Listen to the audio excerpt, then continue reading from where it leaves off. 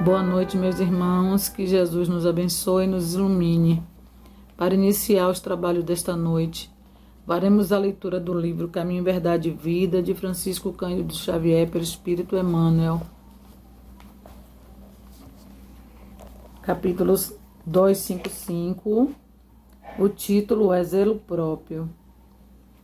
Olhai por vós mesmos, para que não percais o vosso trabalho, mas antes recebais o inteiro galardão. Segundo João, capítulo 8. A natureza física, não obstante a deficiência de suas expressões em face da grandeza espiritual da vida, fornece vasto repositório de lições alusivas ao zelo próprio, a fim de que o espírito receba o sagrado ensejo de aprender na terra, receberá um corpo equivalente a verdadeiro santuário. Os órgãos e os sentidos são as suas potências, mas semelhante tabernáculo não se ergueria sem as dedicações maternas e, quando a criatura toma conta de si, gastará grande percentagem de tempo na limpeza, conservação e defesa do templo de carne em que se manifesta. Precisará cuidar da epiderme, da boca, dos olhos, das mãos, dos ouvidos. Que acontecerá se algum departamento do corpo for esquecido? Excrescências e sujidades trarão veneno à vida.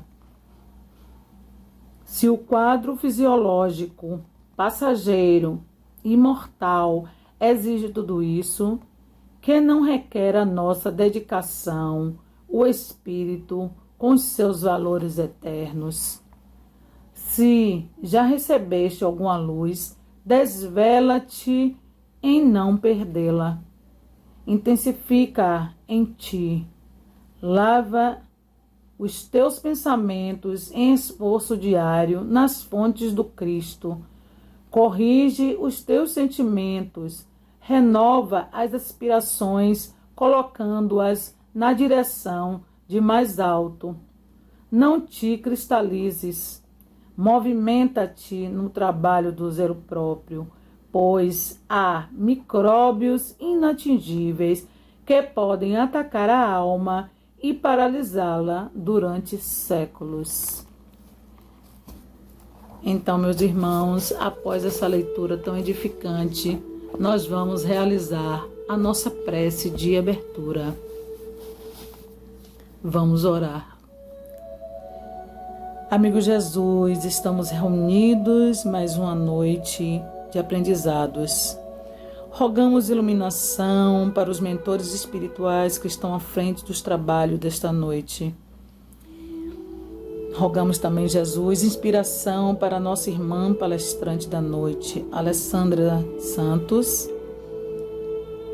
e que nós, Senhor, estejamos receptíveis aos teus ensinamentos.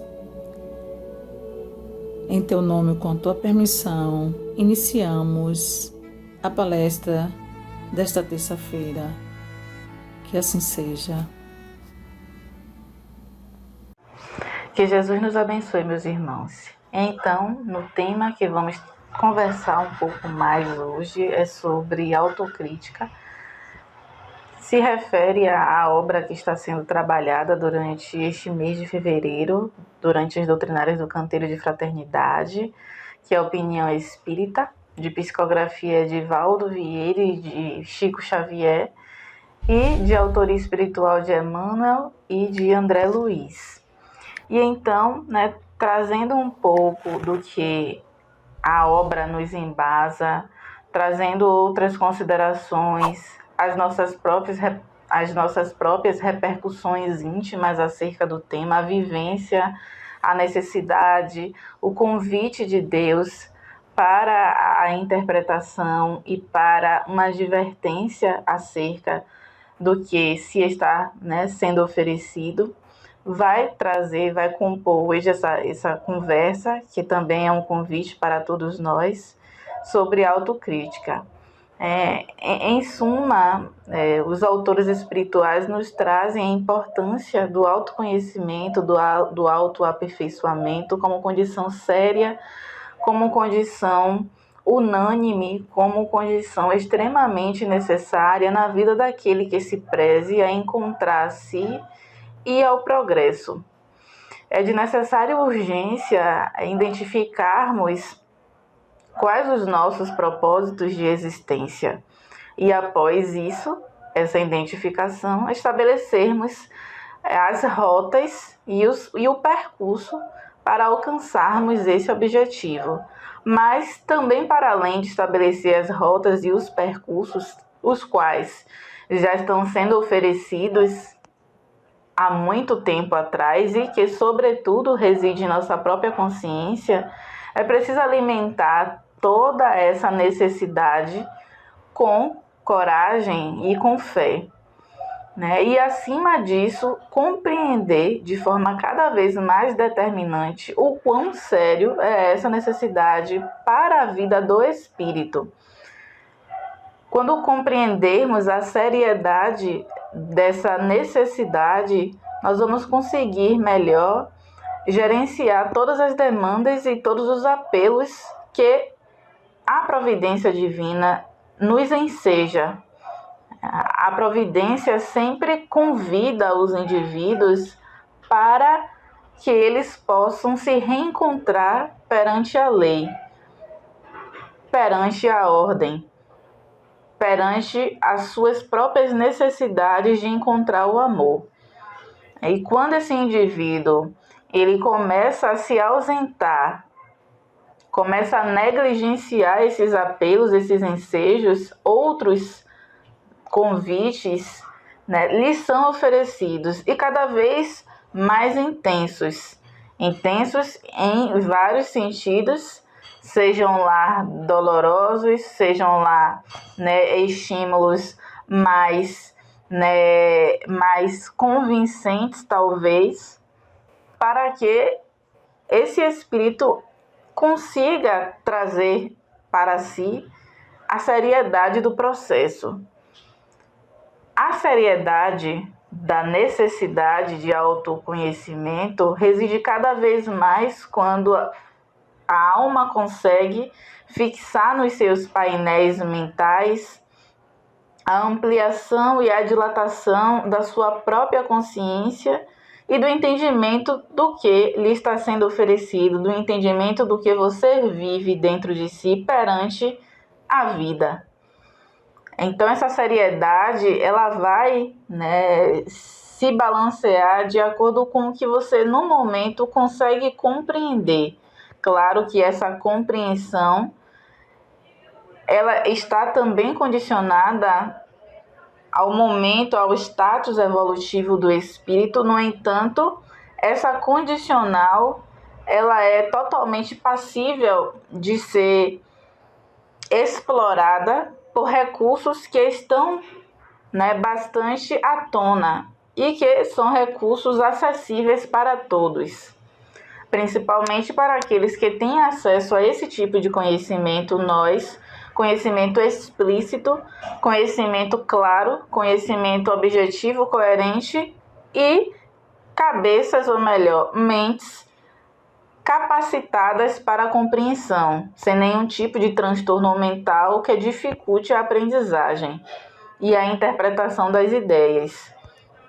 Então, é preciso, né, se enxergar essa seriedade, ampliando cada vez mais a consciência, dilatando a visão, né, enxergando cada vez mais por perspectivas diferenciadas e, através desse ponto, trazer mais a necessidade desse caminho que nos leva ao Pai. Então, desta forma, né, ampliar a consciência, e nesse ponto de ampliação é preciso que nós possamos compreender que todo o processo de construção é um processo que se estabelece, né, de forma bastante gradual.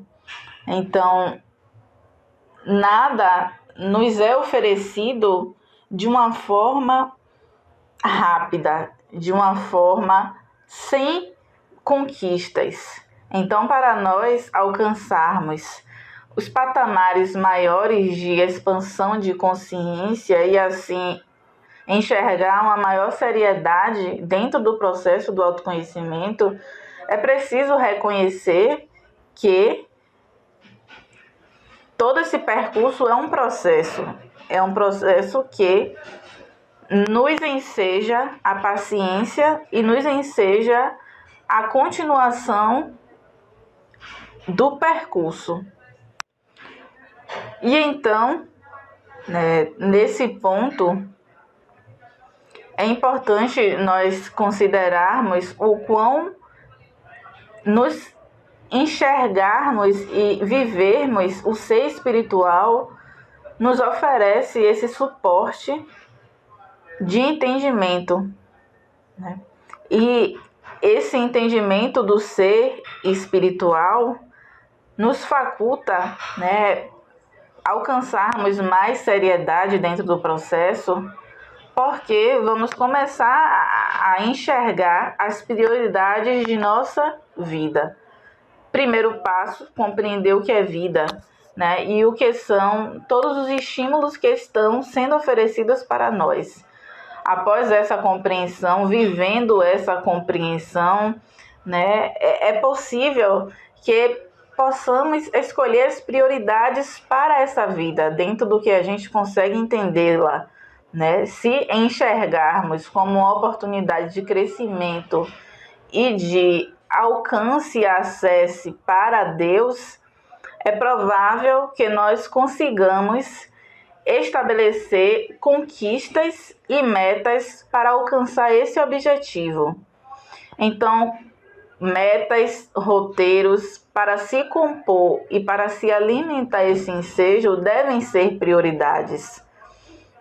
E para isso, claro, é preciso que eu possa me desidentificar do que eu consigo ver como material e de tudo que o mundo material me traz como necessidade de manutenção, né? Como necessidade de estabelecimento, como necessidade de consolidação. Então, quando eu consigo me desidentificar do que eu estou vendo e do que é bem provável eu acredito de forma ilusória, nós vamos conseguir, né, extravasar o olhar, nos permitindo nos interiorizar e enxergar o que a gente não consegue enxergar, que é a consciência do espírito. A consciência de ser espiritual é algo que realmente não se enxerga, não é tátil, não é visível ao olho, né? E por mais que há percepções visíveis do perispírito, porém do espírito não para nós, né, seres ainda imperfeitos. Pior ainda, a consciência é algo inerente ao ser espiritual, uma condição do espírito, uma condição de ser inteligente enquanto, né, criaturas, né, que provém de uma criação, de um criador, que é a consciência cósmica. Então, compreender esse íntimo, né, e viver essa compreensão nos faculta, né, viver metas que possam nos reconhecer enquanto cidadãos espirituais. Ou seja, ao passo que eu consigo ter uma vida que é necessária ao meu progresso, uma vida dentro de um sistema, dentro de um mundo, dentro de um corpo físico a princípio, e esse corpo vivendo em uma estrutura consolidada que atende às necessidades de manutenção e sobrevivência desse corpo físico, né? Eu me consolido dentro dessa estrutura, dentro de uma filosofia que é totalmente contrária à filosofia que eu devo viver, que é a filosofia do espírito, né? E a vivência dentro dessa estrutura materialista, né, só me afasta desse processo. Então, um dos primeiros passos é se desidentificar, se separar dessa estrutura e tudo mais que ela me oferece, ou seja, é tudo, né? Só em eu despertar nos primeiros momentos da manhã, né? O objetivo já me consolida, né? O que eu vou buscar no dia, né? Acredito eu que a maioria de nós desperta já para cumprir exigências, né? Sejam lá exigências profissionais, domésticas, acadêmicas, estudiosas. Então, há uma meta de cunho extremamente condicionado a esse apelo. Porém, o que trazemos aqui é o saber, né? O que vamos trazer agora é o saber se desidentificar dessa proposta. Não me enxergando somente como o ser profissional, ou não me enxergando só como o ser que atua dentro da área doméstica, ou não me enxergando somente como o ser que atua na área acadêmica. Né? Somos muito mais do que a face que se estabelece dentro dessas áreas. Então, é preciso que possamos nos desidentificar dela, porque quando nós nos desidentificamos dessas vertentes, nós vamos conseguir enxergar a dualidade, ou melhor, a multiplicidade que somos nós. Né? Dualidade ou multiplicidade, agora não interessa a quantidade, né, de faces desse prisma, porém o que importa é enxergarmos outras perspectivas de nós mesmos, né? Sempre enxergando as realidades exteriores, enxergando os nossos papéis exteriores como reflexos de uma versão interna que não é visível, de um papel íntimo que não é acessível, mas, ou melhor, que não é acessível aos estímulos sensoriais, né, que não é acessível ao tato, que não é sensível à visão, à gustação, porém é sensível, né, é sensível a percepções que talvez agora não consigamos administrar. São percepções, né, percepções extracorpóreas, percepções do ser espírito que transcende um pouco, transcende muito nossa capacidade de compreensão da realidade, pois para enxergar tudo que agora eu consigo enxergar, para ouvir, para tatear, eu preciso do corpo físico, eu preciso dos órgãos do sentido. Porém, para adentrar dentro da consciência que habita em nós, né? Eu não preciso de olhos, eu não preciso do tato, é preciso sentidos que são sentidos puramente espirituais. Né? E quais seriam esses sentidos que me capacitaria a, né, enxergar e a tatear a minha consciência? Né? Recursos estão à tona. O primeiro passo, claro, é se desidentificar. Eu não consigo enxergar a minha consciência, ou melhor, eu não consigo enxergar a consciência em mim quando eu não consigo reconhecê-la. Sem reconhecimento não há identificação.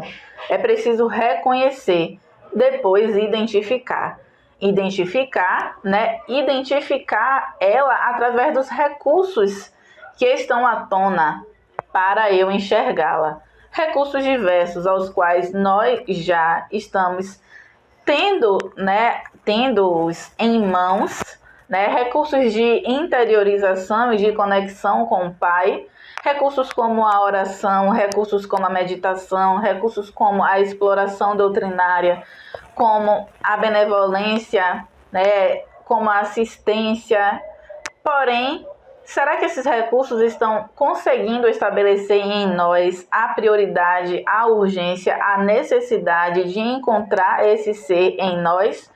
Se esses recursos não estão me favorecendo, ou melhor, não estão conseguindo me capacitar a enxergar a consciência e viver essa consciência em mim, há um problema, não de recursos, mas sim daquele que se está utilizando os recursos.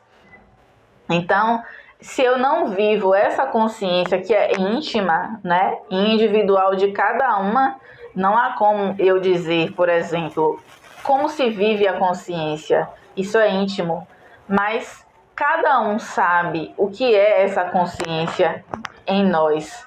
É algo individual, íntimo, que está inerente ao espírito desde a criação, né, desde a nossa criação.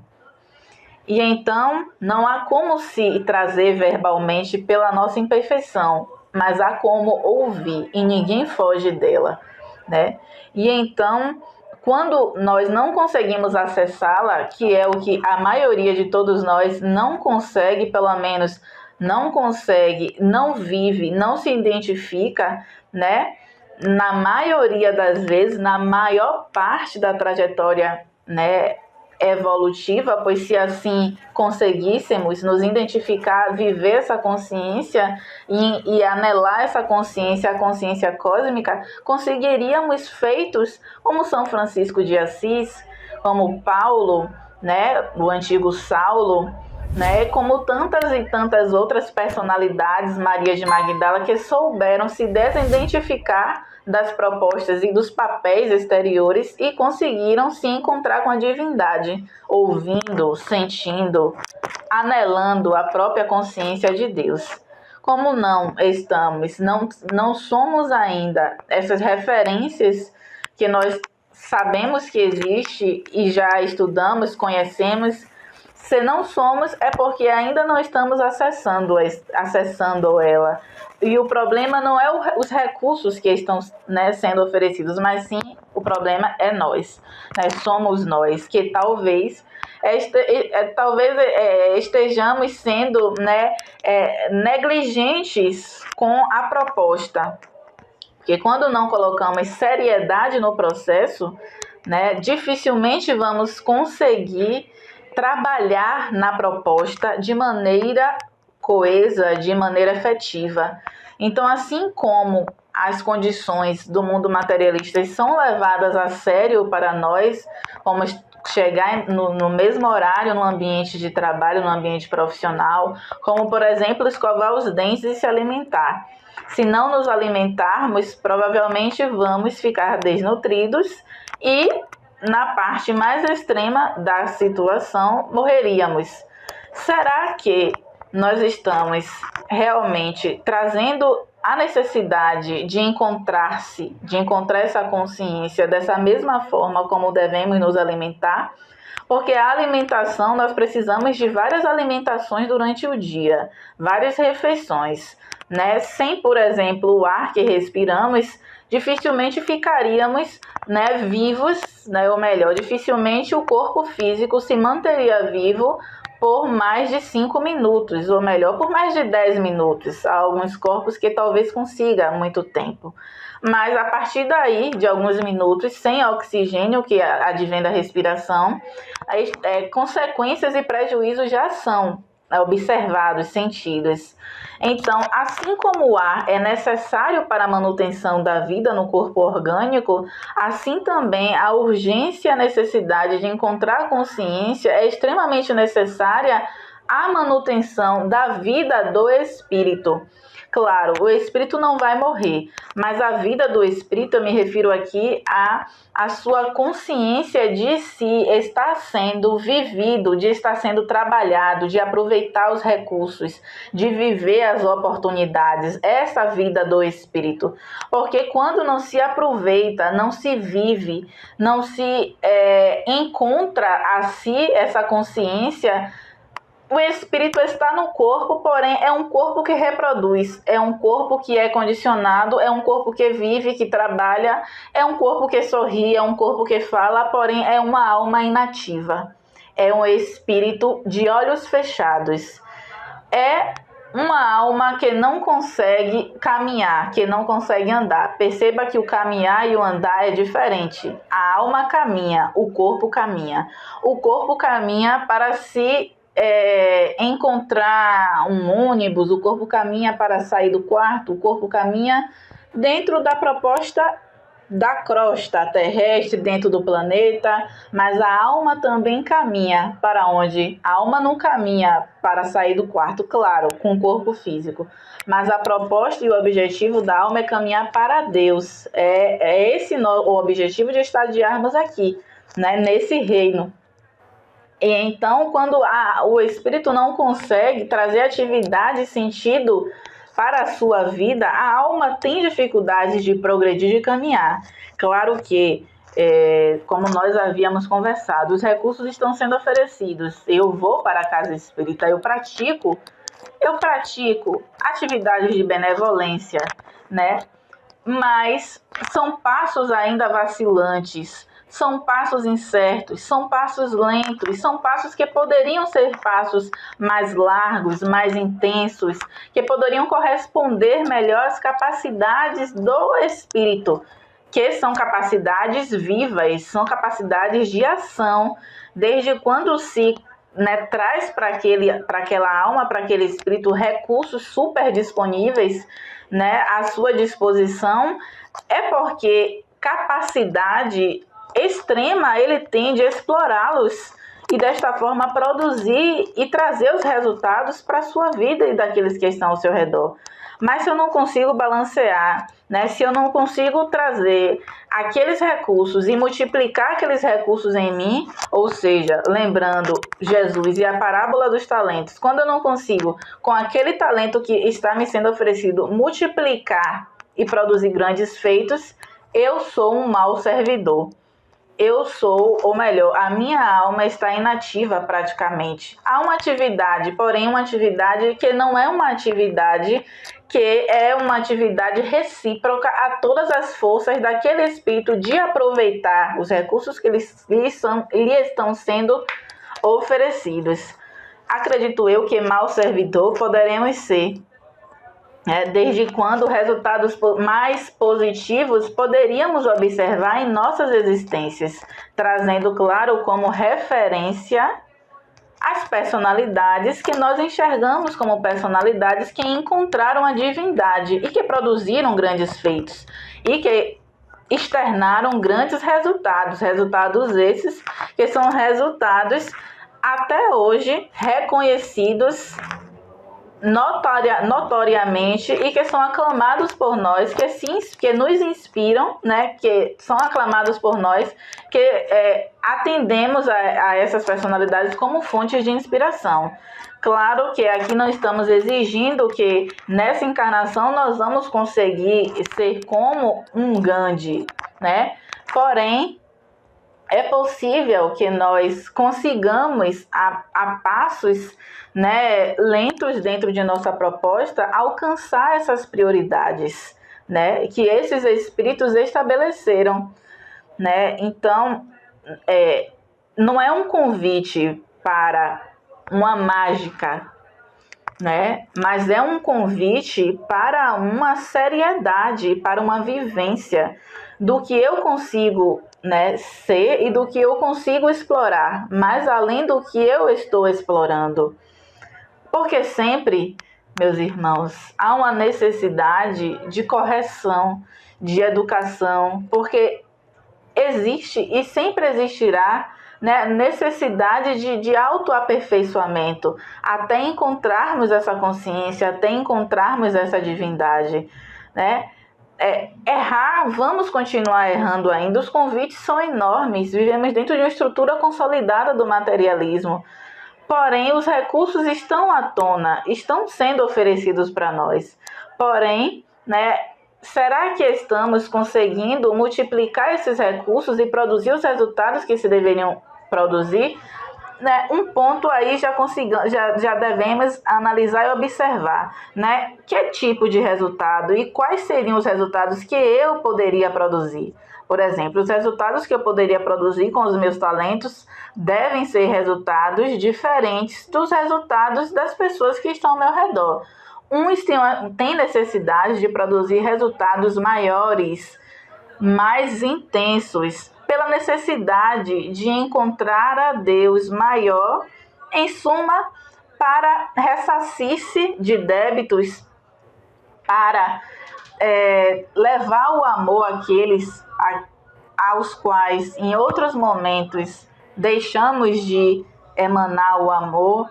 Enfim, há necessidades maiores para uns, né? Necessidades diferentes de uns e de outros, né? Necessidades, alguns com necessidades maiores, né? Que nós sabemos que essas necessidades e esses condicionamentos de se trazer mais resultados e multiplicar os talentos vai de acordo com o que nós, né, vai de acordo e é condicionado ao que nós semeamos dentro de nós mesmos para a providência divina.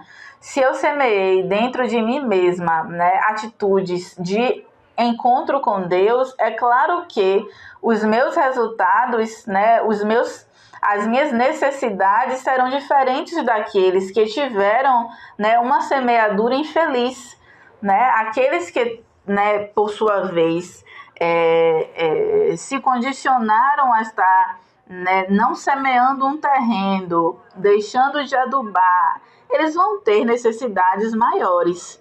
E isso nós sabemos, tudo é condicionado ao que fizemos. Claro, desde agora, porém, muito mais em outros momentos, né? E então, é preciso reconhecer também essa condicional de que há necessidades diferentes. Então, voltando ao ponto, quais frutos eu devo produzir? O encontro com a consciência dirá. Claro que eu não vou, nesse momento, status meu, produzir frutos como o de Francisco Cândido Xavier, mas eu tenho frutos a dar, eu tenho talentos a multiplicar. De qual forma? Existe sim como saber, ouvindo a consciência. Ouvindo a consciência e observando os fatos ao redor. Claro que eu só consigo observar os fatos que a vida me oferece e encontrar as pessoas que eu devo trabalhar, as pessoas que eu devo amor, as pessoas que eu devo tolerância, as pessoas que eu devo paciência, porque eu negligenciei o amor delas para elas em outros momentos. Eu só vou conseguir enxergar, né, todas as interpretações do que está me sendo oferecido se eu conseguir encontrar essa consciência, porque a consciência é a fala de Deus para nós, nos indicando a rota, nos indicando como devemos multiplicar os recursos que está sendo oferecido para nós. E por que se falar tanto de consciência? Não tem como se falar de autocrítica se não falarmos da consciência. A consciência que eu trago aqui, não no sentido mais amplo, né? No sentido mais amplo que eu trago, não no sentido da psique, no sentido da mente, no sentido mais profundo, né? Dentro de interpretações da psicologia espírita, dentro de interpretações a mais. A consciência que eu trago aqui é esse farol iluminado, né? É essa voz de Deus, é essa identificação de ser espírito, e enquanto espírito reconhecer, né, por que existimos, né? E o que estamos fazendo aqui. É isso que eu trago. Então, que eu quero trazer. Então, não tem como falar de autocrítica sem falar da consciência, do espírito. Eu vou criticar o quê? Vou autocriticar a quem? Se eu não reconhecer o que eu sou, né? Eu não vou criticar somente observar, né, que o meu cabelo é assim, eu corrigir a minha postura física, ou autocriticar roupa, julgar a roupa que eu estou usando, os utensílios. Não é só isso, claro que isso dever. Então não tem como se falar, né, de autocrítica se não falarmos do espírito da consciência. A própria consciência nos indicará o caminho para a autocrítica, pois ela nos sinalizará, né, a consciência do ser espiritual nos sinalizará, né, o que devemos fazer, como estabelecer esse processo de autocrítica, né? E o próprio processo da autocrítica que nos faculta a ouvirmos, a sentirmos, né, a essa voz, né, íntima, a esse apelo de Deus aos nossos corações, nos indicará a rota, né, nos facultará uma escuta mais ativa, né, de nós para nós. E isso é íntimo de cada um. Isso é íntimo de cada um, claro. Um outro ponto que devemos reforçar aqui é a necessidade urgente, como nós havíamos comentado, né? É preciso que realizemos esse processo assim como a gente respira, a gente como se alimenta, assim como a gente faz atende a diversas necessidades orgânicas, é preciso alimentar as necessidades espirituais. Um passo importante que deveremos analisar também é que se não nos alimentarmos, vamos ficar com fome, né? Sentimos a fome gritante. Se, por exemplo, não dormirmos, vamos ficar irritados, né? Quando o corpo físico não consegue ter suas necessidades atendidas, ele vai reclamar por diversos sinais, não é verdade? Sintomas. Mas quando a alma, quando a consciência, quando o espírito ele não é atendido pela devida autocrítica, autocorreção, quais sinais, quais sintomas observaremos, sentiremos? Claro, isso vai ser também íntimo, porém há sim sinais que são, né, bastante elucidativos e interpretativos para alcançarmos essa opinião de que a alma não está sendo trabalhada, não é verdade? São sinais de irritação, são sinais de impaciência, sinais de intolerância, sinais de orgulho, sinais de egoísmo, sinais de insensibilidade, de falta de caridade, de falta de benevolência, de falta com perdão, né?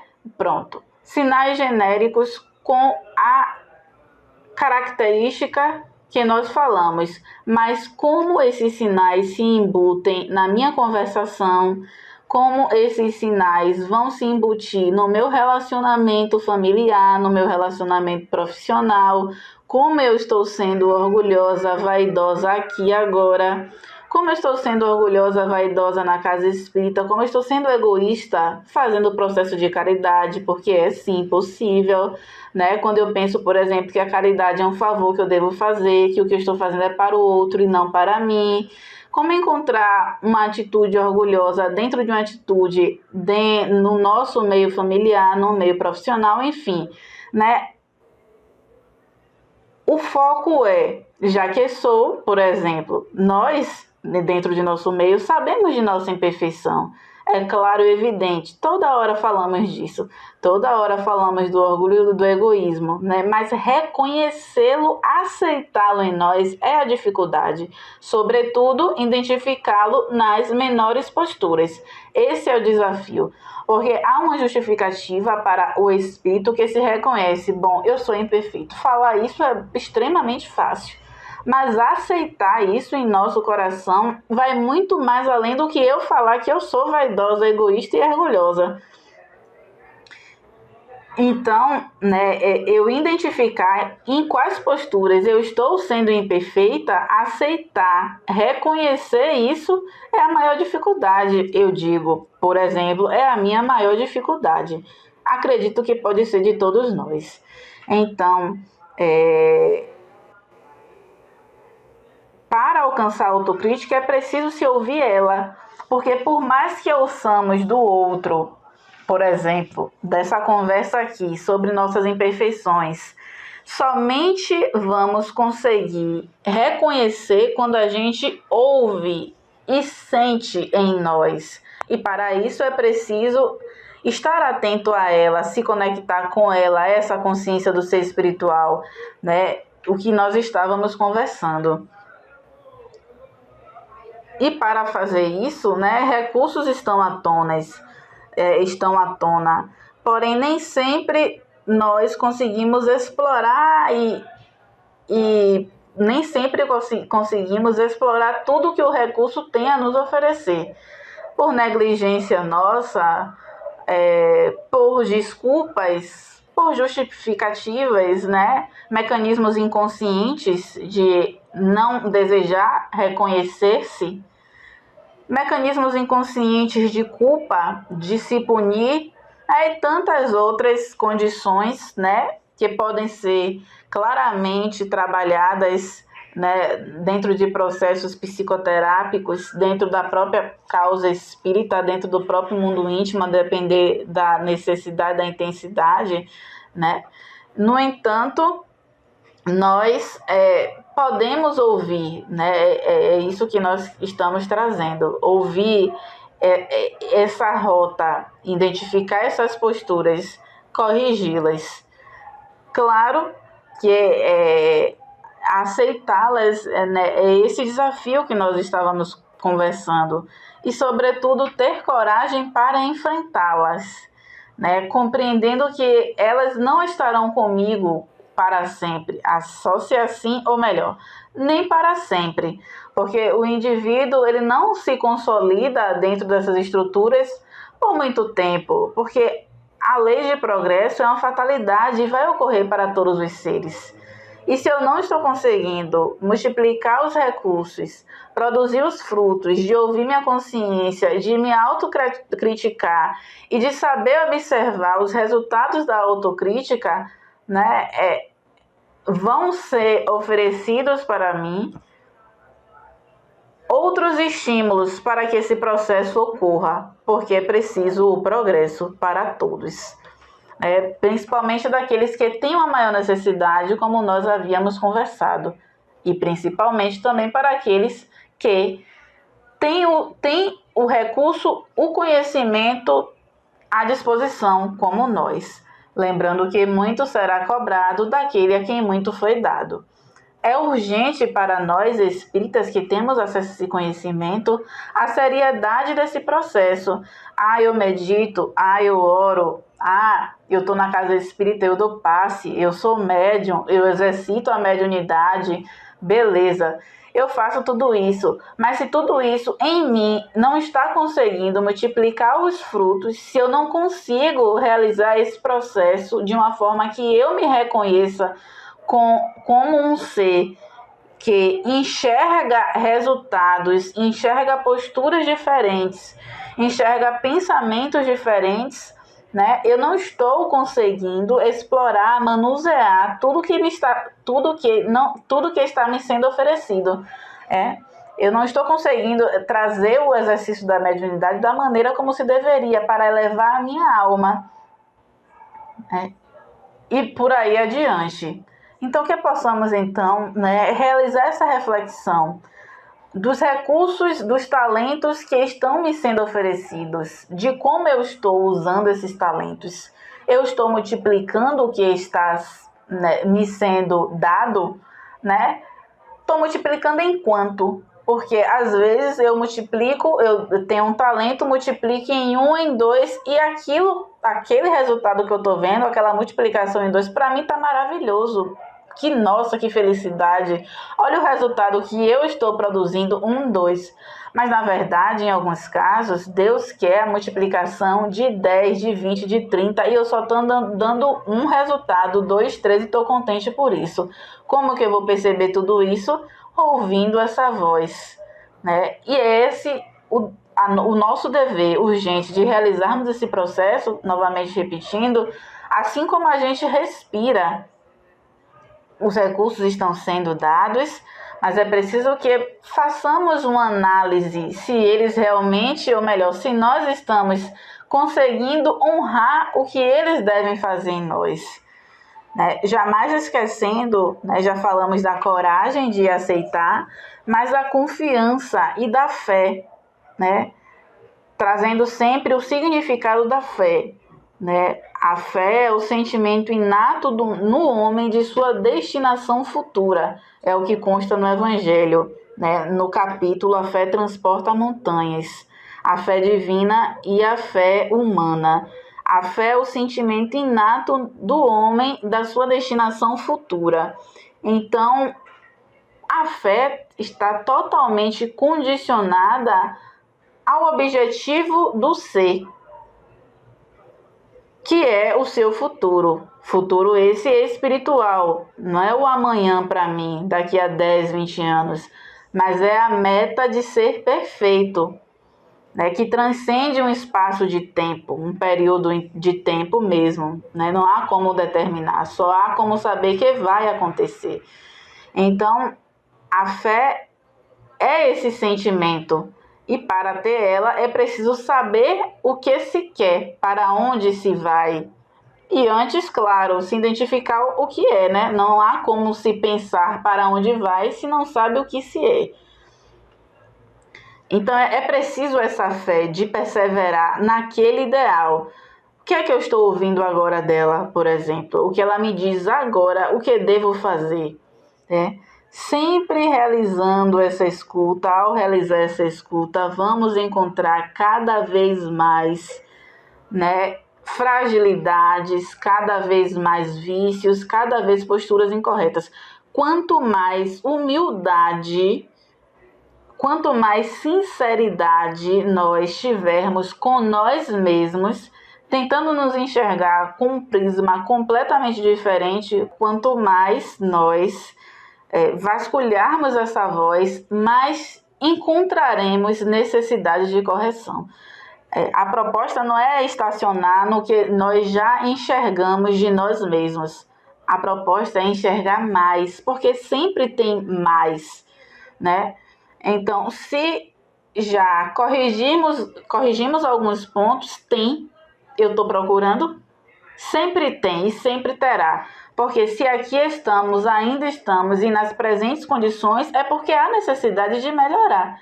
Há necessidade de melhorar mais do que eu já considero que estou. E claro, isso agora é uma conversação extremamente...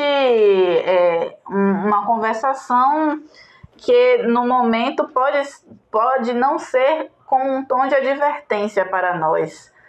Mas se esse processo não está sendo executado da maneira como se deve, né, advertências poderão ser oferecidas pela providência divina para que o espírito consiga, então, se encontrar no processo e ter rendimentos úteis dentro do seu processo reencarnatório. Advertências das, né, maneiras mais doloridas.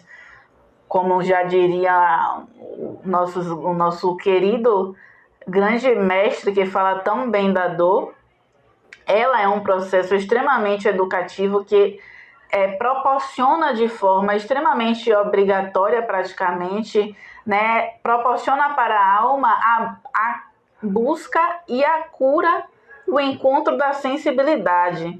Porque quando não há de forma voluntária, de forma voluntária a busca por esse ideal, como falamos, a lei de progresso nos convida, nos obriga, porque é preciso avançar, é preciso progredir. Se preciso for utilizar de estratégias que possam me fazer enxergar a mim mesma de uma forma que eu não estava querendo, de uma forma dolorida, a providência dará. Então, que não possamos deixar que aconteça esses episódios, esses estímulos, para que encontremos a nós, para que autocritiquemos a nós, para que possamos corrigir a nós, né? Estímulos dolorosos e outras consequências a mais da falta de investigação interior, que é proporcionar dor no outro. Esse daí também ainda é o pior. Porque quando proporcionamos a dor no outro pela falta de correção de nossos erros, há duas dores, a dor que estamos proporcionando no outro e a dor que estamos proporcionando a nós mesmos. E embora tudo isso possa ser extremamente negligenciado, esquecido, banalizado, chegará um momento que a própria consciência, mesmo que eu não a procure, ela vai me procurar. E a consciência procura a gente por diversas maneiras, as quais cada um já sentiu, sente e sentirá. Então, que não possamos, né, postergar o momento e chegar ao momento, e chegar ao cúmulo, por exemplo, de sentirmos uma dor física, moral, um constrangimento espiritual para encontrarmos, para corrigirmos, para nos autocriticarmos. Sobretudo que não possamos, que isso possa fazer doer no outro, porque a todo momento estamos magoando o outro com nossos comportamentos. Infelizmente ocorre pela nossa imperfeição, mas felizmente isso pode não ocorrer pela autocorreção. Então que possamos pensar nisso, né? Em evitar posturas dolorosas para o outro por nós, porque não estamos simplesmente não nos autoconhecendo, não nos autocriticando e nos sentindo que está tudo bem, que eu estou fazendo tudo. Bom, eu não estou maltratando a pessoa, eu não estou matando, eu não estou ferindo o corpo físico, mas e sua estrutura psicológica? Será que eu não ofendo com uma humilhação, com uma negligência? Bom, eu não humilho, não humilho, não estou ferindo psicologicamente, mas será que eu não estou negligenciando, banalizando? Ou não estou negligenciando, banalizando, mas a cota de amor que eu ofereço para ela, será que é o que ela realmente está necessitando? Ou ela precisa de mais? Eu só estou dando 5% quando a pessoa precisa de 70, 80, 90, 100. Todos precisamos de 100% de amor. Será que estamos sabendo oferecer? Pode ser que sim, pode ser que não, mas a consciência nos indicará o caminho e a autocrítica, né, a depender do caminho, nos indicará a solução. O nosso muito obrigado, meu muito obrigado. Então, meus irmãos, após essa exposição tão edificante da nossa irmã Alessandra Santos, eu convido a todos a orar conosco a nossa prece de encerramento da noite de hoje. Vamos orar. Jesus, irmão mais velho, gratidão por tudo, pelo amparo que tivemos, pelos irmãos que estiveram à frente dos trabalhos, pelas palavras edificantes que ouvimos. Pedimos que tenhamos um sono reparador e que amanhã, quando acordarmos, possamos colocar em prática, Senhor, dos teus ensinamentos, dos teus mandamentos. Gratidão, Jesus, por tudo que temos recebido. E com a tua permissão e o teu consentimento, Jesus, encerramos os trabalhos da noite de hoje. Que assim seja. E assim será.